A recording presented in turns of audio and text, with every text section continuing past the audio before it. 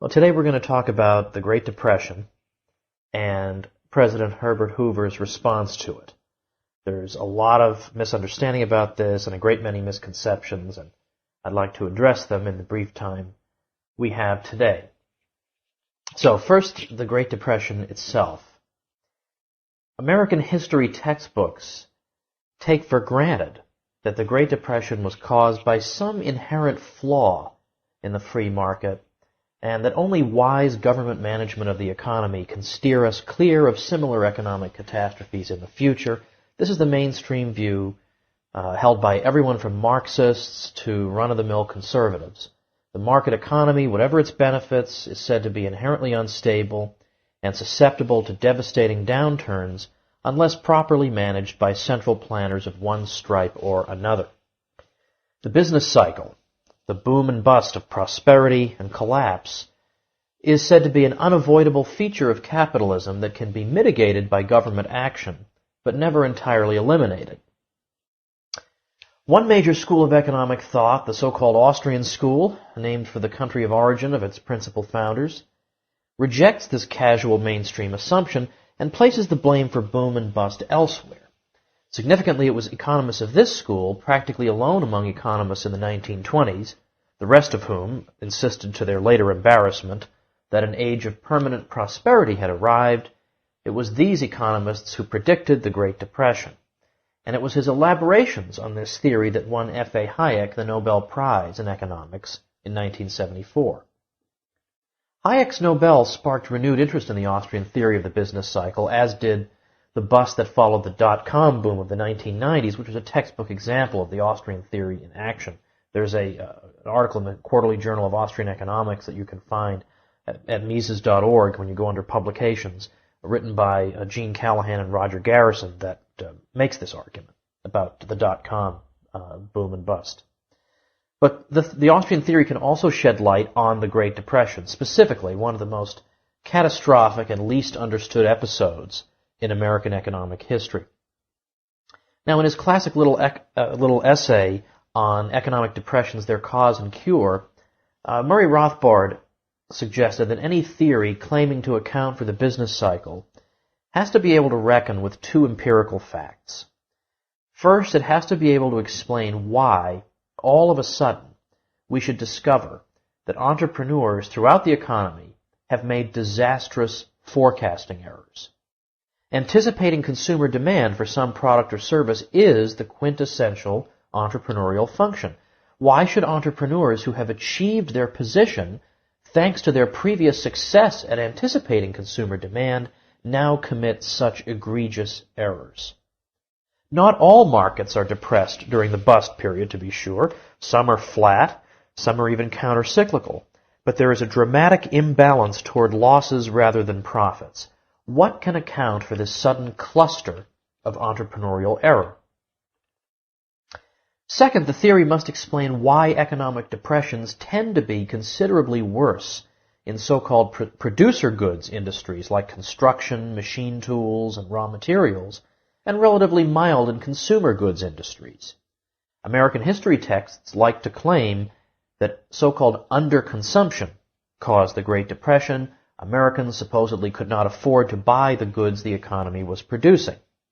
Now, if that were true, the downturn should have been worse in consumer goods industries like toothbrushes, hats, and magazines than in producer goods industries, but the Depression was actually at its mildest in consumer goods industries. Underconsumption theories are unable to account for this consistently observed fact about depressions. The Austrian explanation, which exonerates capitalism of blame for recessions and depressions, begins by reminding us of the role that interest rates play in the economy. Interest rates coordinate production across time. As people consume less and save more, interest rates come down. That stands to reason. Thanks to people's additional saving, the banks now have more funds available to lend, and therefore the price of borrowing, namely the interest rate, comes down. On the other hand, if people save relatively little, the interest rate remains high, since in this case, the banks have relatively little to lend and the price of borrowing remains high. Businesses respond to these lower interest rates by taking the opportunity to embark on investment projects, such as building new physical plant or acquiring additional machinery that will increase their productive capacity in the future. Now notice, when people save more, they reveal a relative decline in their desire to consume in the present. That's when it makes the most sense for businesses to carry out time-consuming investment projects with an eye to future production. If, on the other hand, people possess an intense desire to consume in the present, their relatively low amount of saving and the high interest rates that result convey to business that now would not be a good time to shift resources toward projects intended to increase future production. So the interest rate ensures a compatible mix of market forces. If people want to consume now, businesses respond accordingly. If people want to consume in the future, businesses allocate resources to satisfy that desire as well. But the interest rate can perform this coordinating function only if it is allowed to fluctuate freely in response to changing conditions. When the central bank, in the American case the Federal Reserve System, manipulates the interest rate, it introduces systemic problems of discoordination and miscalculation. Although it cannot do so directly, the Federal Reserve System has various means at its disposal to bring about lower interest rates. When it does so, interest rates are lower not because people have saved more and indicated a desire to consume less in the present, but instead because they have been forced down artificially. They no longer reflect the true state of consumer demand and economic conditions in general. These artificially low interest rates mislead investors. The low rates make investment decisions suddenly appear profitable that under normal conditions would be correctly assessed as unprofitable. As a result, irrational investment decisions are made and investment activity is distorted. The Federal Reserve's policy of cheap credit misleads businesses into thinking that now is a good time to invest in long-term projects, when in fact the public has given no indication of any intention to postpone present consumption and free up resources that investors can devote to long-term projects. The central bank's lowering of the interest rate therefore creates a mismatch of market forces. Long-term investments that will bear fruit only in the distant future are encouraged at a time when the public has shown no let-up in its desire to consume in the present. Resources are therefore being misallocated.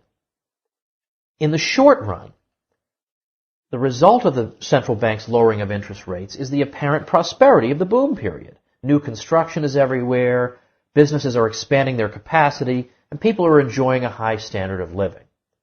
But the economy is on a sugar high and will inevitably come down. Since the public has not saved as much as the artificially low interest rate makes entrepreneurs think they have saved, insufficient resources have been freed up to make all of these new investment projects sustainable. The complementary goods that businesses need in order to complete these projects turn out to be scarcer and thus more expensive than investors anticipated. Some of these investments will prove to be unsustainable and will have to be abandoned, with the resources devoted to them having been partially or completely squandered. The Federal Reserve could simply pump still more credit into the economy to keep the boom going, and indeed it usually does just that. But at some point, it has to put on the brakes. The more it inflates, the greater the mismatch between consumer preferences and productive capacity. As this becomes more apparent, pressure builds for a liquidation of the malinvestments. If the Fed ignores this pressure and continues inflating the money supply indefinitely, it risks hyperinflation, a galloping inflation so severe as to destroy the currency unit altogether. The recession or depression is the necessary if unfortunate correction process by which the malinvestments of the boom period, having at last been brought to light, are liquidated. The central bank's cheap credit policy encouraged the initiation of countless investment projects that could not be sustained in the long run. The diversion of resources into unsustainable investments that do not conform with consumer desires and resource availability swiftly ceases as businesses fail and investment projects are abandoned. We now see how the Austrian theory answers our two original questions. The cluster of entrepreneurial error occurs because economic actors are misled by the interest rate, an economic indicator that enters into the calculations of all serious entrepreneurs.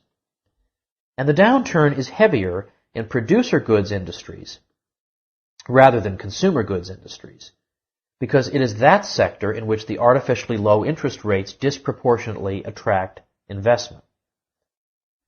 Although this is not the version of the story that Americans get in the standard telling, these are precisely the events that led up to and caused the Great Depression.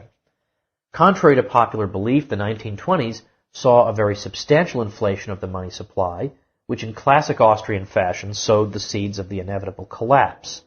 The extent of that inflation of the money supply was obscured by the relatively stable price level of the 1920s, but that stable price level was the result of increasing productivity, which offset the inflation of the money supply.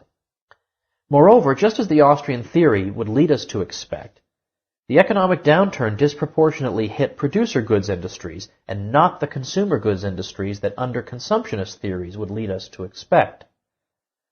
Austrian business cycle theory explains what causes the initial downturn, but just how long and severe the depression will be depends on the government's response. If out of a misplaced humanitarianism, or just plain ignorance, the government hinders the liquidation process by bailing out failing businesses, propping up wages, or artificially stimulating consumption, the recovery will be much slower and more painful.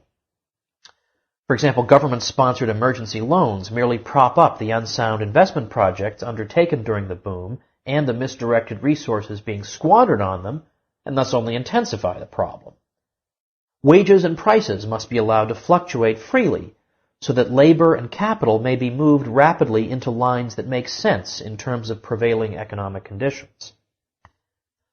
The initial downturn of the Great Depression occurred in late 1929, of course, but conditions did not reach truly calamitous proportions until 1931, which economist Benjamin Anderson called the tragic year. Herbert Hoover and Franklin Roosevelt, as we'll see, Herbert Hoover later today and Franklin Roosevelt in a future talk, those presidents and their administrations pursued policies that prolonged the downturn of 1929 into a depression that plagued the country throughout the 1930s and beyond. The free market, therefore, is responsible neither for the initial downturn nor for the duration of the Great Depression. The culprit in the first case is the Federal Reserve System, a non-market institution created by act of Congress, and in the second case is federal government policy that severely hampered the economy's ability to recover and adjust. Unfortunately, the Austrian theory of the business cycle, in spite of winning one of its architects the Nobel Prize, remains one of the best-kept secrets of economics. Now what about Herbert Hoover, elected president in 1928, and his response to the Depression?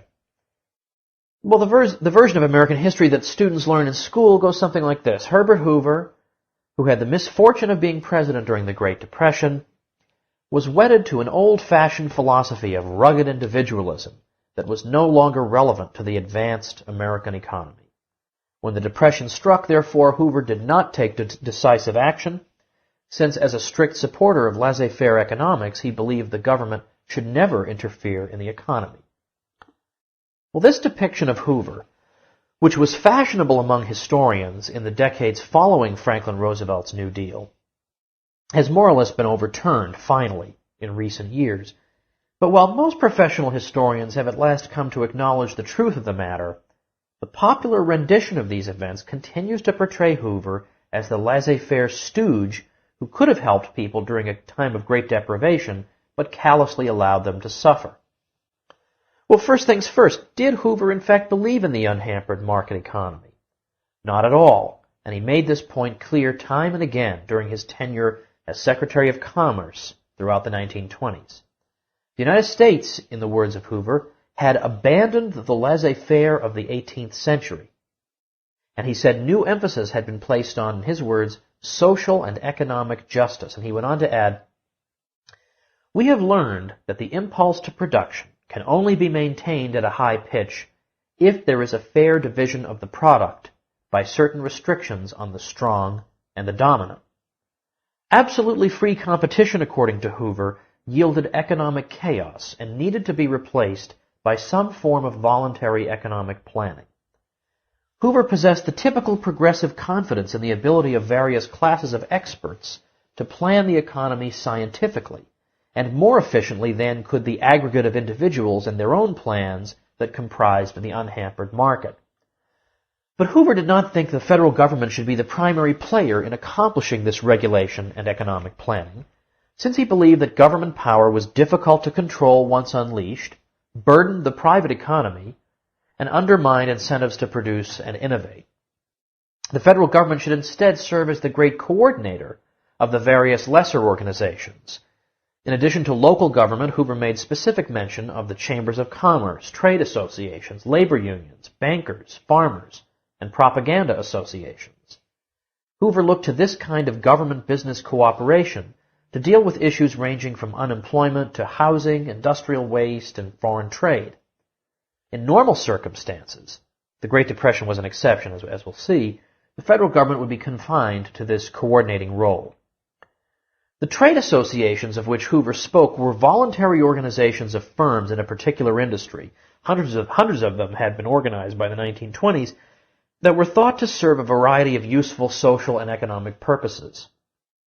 Ellis Hawley is one of the most important scholars of this phenomenon, and he says, "As guild-like collectivities led by enlightened and public-spirited men, these cooperative institutions could develop codes of ethical behavior, desirable patterns of social obligation, and the harmonious productivity of which an integrated and purposeful commonwealth was capable."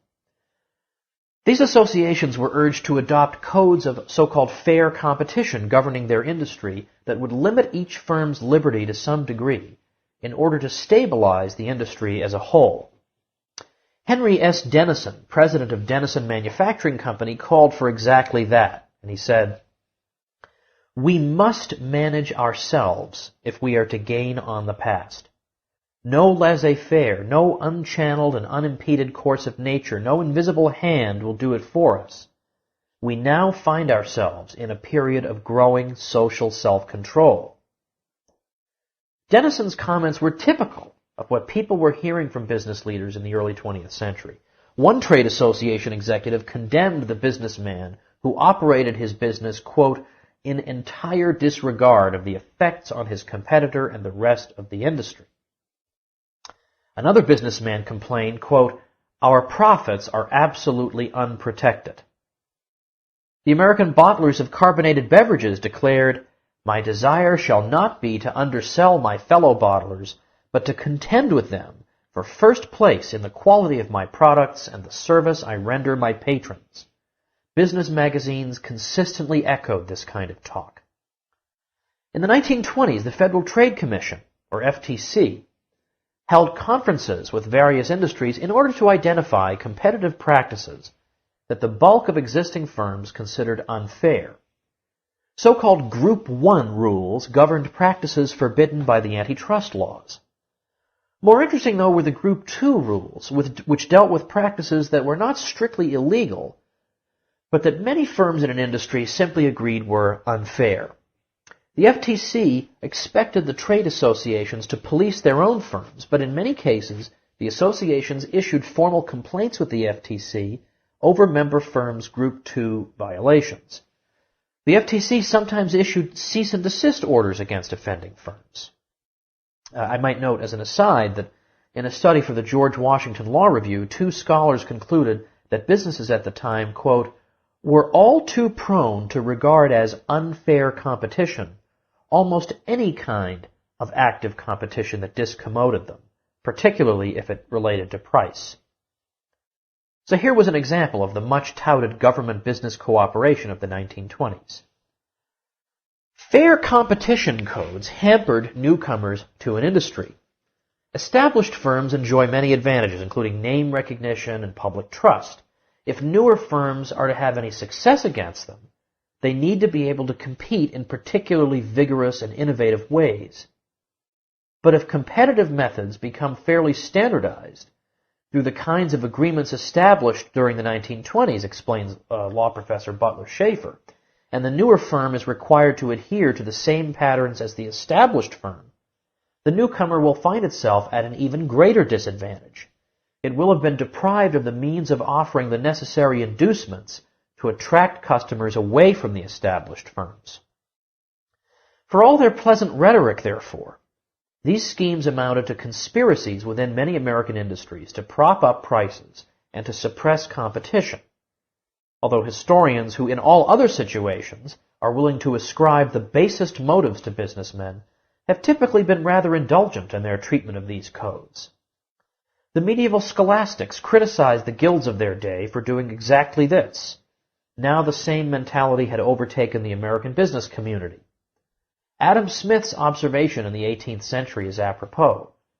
He said, "People of the same trade seldom meet together, even for merriment and diversion, but the conversation ends in a conspiracy against the public or in some contrivance to raise prices." Now, it's true that Hoover did not envision compelling businesses to comply with these schemes. These agreements would be essentially voluntary. But for all Hoover's protestations to the contrary, journalist John T. Flynn could see where the system of voluntary, so-called, restraints on business was bound to lead, to the government's use of force against firms that refused to comply with the regulations and requirements dreamed up by industry leaders. Flynn said that trade associations, and these are Flynn's words, are harassed by the unwillingness of those rebellious and adventurous spirits who refuse to accept their rule. They are forever running into the disturbing fact that while a trade may, after a fashion, rule itself, it cannot rule some other trade which is in collision with it. It is this very weakness which sends trade associations to Congress and the legislatures every year with appeals to the government to join them in some program of regulation. But the practice of regulating others is habit-forming. It is a mania. As soon as men find themselves in a game, they begin to invent rules for that game, and the more extensive and complicated the rules become. At first, they depend upon a certain spiritual pressure operating through the law of honor to support the rules. But very soon they seek more effective means of getting the rules obeyed. This involves a kind of force. So Hoover's support for these fair competition schemes reveals his lack of confidence in the unhampered market and thus his refusal to adopt the strict laissez-faire position falsely ascribed to him. So the president who first tackled the Great Depression was therefore not inclined to trust the free market. When the Depression hit, Hoover certainly did not sit back and do nothing. He called on business leaders to, first of all, to refrain from cutting wages. And he did this both in meetings at the White House in November 1929 and in follow-up meetings in the ensuing months. Although the issue of wages was the most pressing, Hoover also called upon business to continue making purchases of raw materials and above all to continue construction and maintenance work. What Mr. Hoover is really trying to do, The Nation magazine wrote in a November 1929 editorial, apparently without knowing it, is to create a Supreme Council of National Economy in the United States, and it will be interesting to see how far he can go in our topsy-turvy capitalist economy. He is right in wanting a planned economy. Leo Woolman of the Amalgamated Clothing Workers of America, who is himself an economist of sorts, described the Hoover conferences as a Supreme Economic Council or Americanized Gosplan. Now, no doubt Hoover would have protested such characterizations, but they reveal how significant many observers considered these early presidential interventions. Hoover's high wage policy seems reasonable enough to a casual observer. Who wouldn't want high wages after all, and wouldn't they stimulate the economy too? But the idea was in fact terribly ill-conceived. Since an artificial boom had distorted the economy's capital structure, wage adjustments were essential if the downturn was to be brought to an end. The necessary readjustments required flexible wage rates in order to direct labor out of areas in which the boom had created unsustainable expansion and into areas that central bank distortions had served to deprive of sufficient labor. Any artificially imposed wage rigidities could only prolong the economy's adjustment process and the suffering that accompanied it. Hoover believed, wrongly, that reductions in wage rates would harm the economy by depriving wage earners of sufficient purchasing power to buy the goods that businesses were producing. Now, this is a very common argument and a superficially plausible one, but it is a fallacy. Now, for our purposes, we may at least note that the Depression actually came in the midst of a dramatic upward trend in the share of national income devoted to wages and salaries, and a corresponding downward trend in the share going to interest and dividends and entrepreneurial income. In other words, the data shows exactly the opposite of what would need to have happened in order to validate the underconsumption theory of Hoover and of amateur economists then and now. If depressions are caused by insufficient consumer purchasing power, how do we account for a Great Depression that occurred at a time when that purchasing power was at a high point? While the underconsumptionist explanation for unemployment has declined in respectability in recent decades, it has never gone away entirely. Now, one of the, in my opinion, most important works of economic history to be published in the late 20th century is a book called Out of Work by Ohio University economists Richard Vedder and Lowell Galloway. And they take on this underconsumptionist explanation. And they show in this book that wages, a sort of common sense idea, are a cost of doing business, and that artificially increasing wage rates beyond the level prevailing on the market will simply create unemployment as businesses begin to demand less labor and or to substitute capital for the overpriced labor. By the way, one economist put it, an unemployed laborer has no purchasing power at all, however high may be the wage rate he would get if he had a job. Well, pretty relevant point, I think. Now, what this means, in short, is that Hoover's demand for high wages, even in depressed economic conditions, he's calling for high wages, undoubtedly worsened rather than improved the situation. Lionel Robbins, who was an economist, said, "It may prove to be no accident that the depression in which most measures have been taken to maintain consumers' purchasing power, in quotation marks, is also the depression of the widest extent and most alarming proportions." Another critic put it this way: it would be very nice if simply by doubling or tripling all wage rates overnight we could end the depression, but its effect would be rather to make unemployment complete rather than partial. Although Hoover did not force business to abide by his high wage policy, the president's appeal nevertheless had substantial impact. Not only did business leaders want to please the president, but in some cases they actually believed that high wages were necessary for their own prosperity. Many contemporary observers commented on the extent of business cooperation with Hoover's request. In early 1930, for example, Business Week published an article called "This Time They Did Not Cut Wages." Late that year, economist Carter Goodrich observed at a meeting of the American Economic Association, "It seems highly probable that the year 1930 will also show an increase rather than a decrease in the rates of real wages." Leo Wohlman said it was impossible to cite any similarly severe depression in which what he called the wages of prosperity were maintained for so long. Something called the Alexander Hamilton Institute observed in 1931 that, quote, "the efforts to maintain wage scales have been an important factor in prolonging the business depression." In 1930, ignoring the all but unanimous advice of economists, Hoover signed the Smoot-Hawley tariff, which raised tariffs an average of 59% on more than 25,000 items.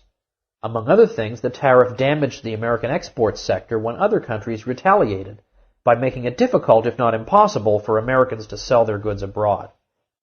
But another aspect of the tariff, overlooked in nearly every major study of the Hoover years, was at least as important the contribution the president thought it could make to his high wage policy.